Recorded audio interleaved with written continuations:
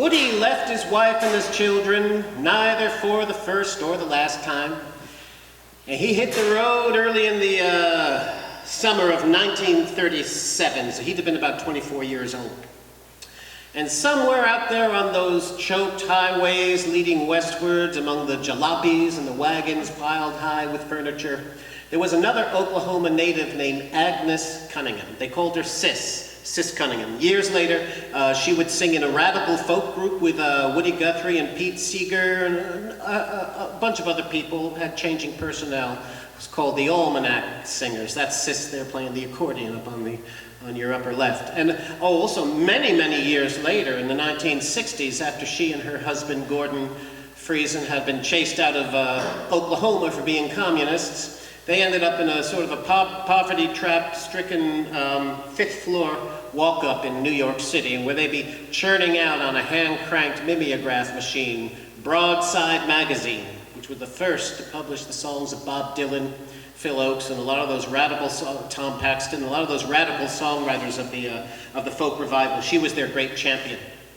And like Woody and countless other children of the Dust Bowl, she would become radically politicized through her migratory experience. As she recalled it, along with other hundreds of thousands of dirt farmers, we fought to survive.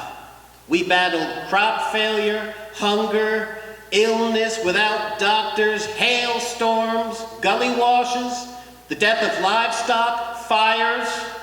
Now, we could have endured all of those normal disasters, but there was no way in God's world to escape the shark's teeth of the bankers.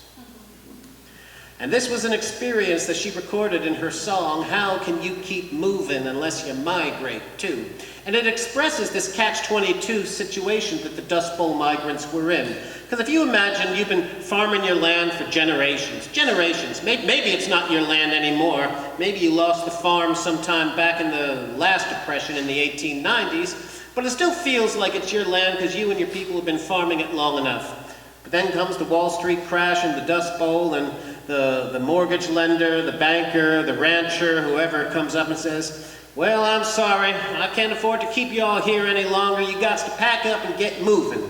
It's hard times, and I can have done with one man in a tractor what it takes, 10 of y'all to do.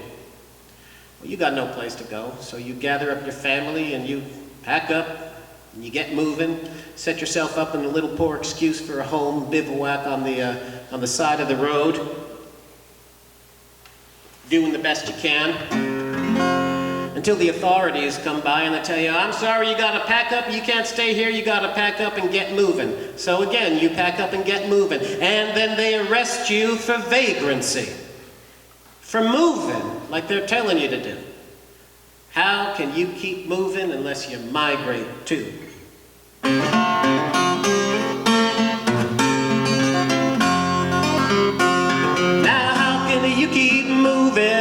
Unless you migrate too. They tell you to keep on moving, but migrate you must not do. The only reason for moving and the reason why I roam is to go to a new location and find myself a home.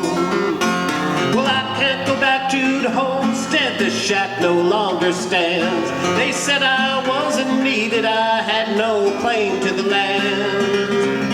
They said, get on, get moving, that's the only thing for you. But how can you keep moving lest you migrate too?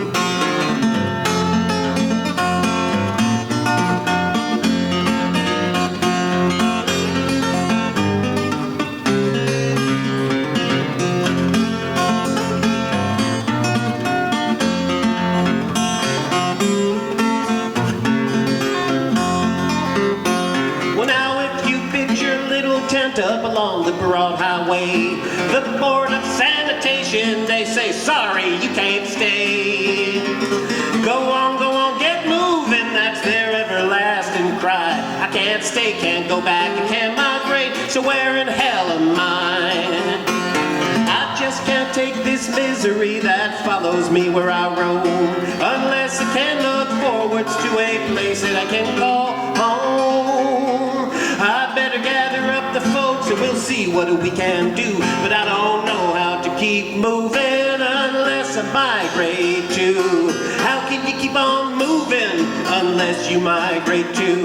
They tell you keep on moving, but migrate you must not do. Well, the only reason for moving and the reason why I roll is to go to a new location and find myself a home.